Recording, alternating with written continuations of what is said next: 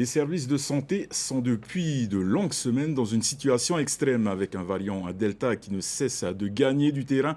En première ligne, le service d'urgence du CHPF porte assistance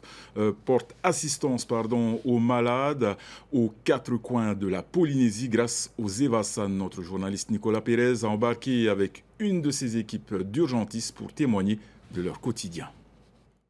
Il est 11h du matin lorsque le service de régulation du CHPF reçoit un appel du centre médical de Rangiroa. La raison, une personne âgée souffrant de la Covid et présentant des difficultés respiratoires additionnées à des problèmes pulmonaires et d'obésité. Une multitude de facteurs qui poussent le médecin régulateur de permanence à déclencher une Evassan. Un peu plus bas, au service des urgences VTA, médecins urgentistes et ses collègues partent avec leur équipement spécialisé pour rejoindre l'avion qui les attend. Depuis le début du mois, on compte à peu près une quarantaine d'Evassan pour ces patients, juste pour les Evassan Covid. Donc on en fait quasiment plus d'une quotidienne. Après 1 heure de vol, la piste d'atterrissage est en vue. L'équipe d'urgentistes s'équipe de combinaisons de protection avant de faire un rapide bilan avec les équipes sur place.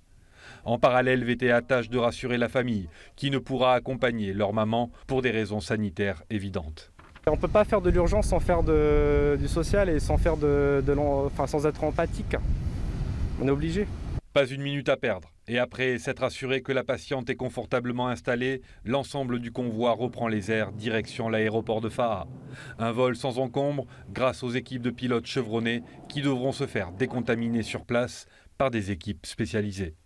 Une fois embarquée dans l'ambulance par l'équipe de VTA, la patiente sera conduite en urgence, sirène hurlante, vers la filière Covid du CHPF.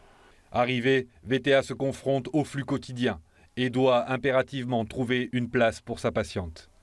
Chose faite, VTA et ses collègues sont déjà appelés pour une nouvelle urgence vitale sur la côte ouest de Tahiti. Une intervention en collaboration avec les sapeurs-pompiers de la commune de Punaouia qui malheureusement connaîtra une fin tragique.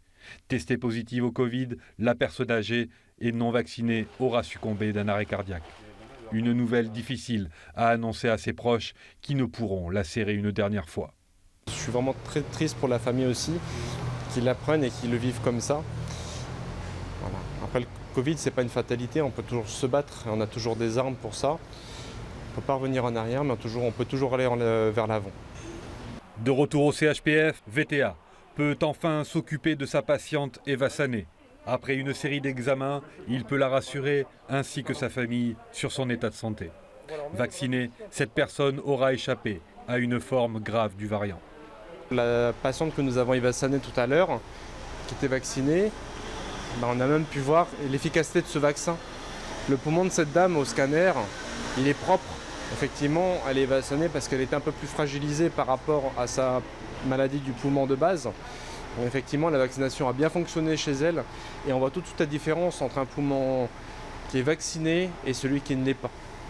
Alors que le soleil décline dans le ciel, l'afflux de patients, lui, ne décroît pas. Il est donc temps pour VTA de repartir vers une autre urgence. Mais ça, c'est une autre histoire.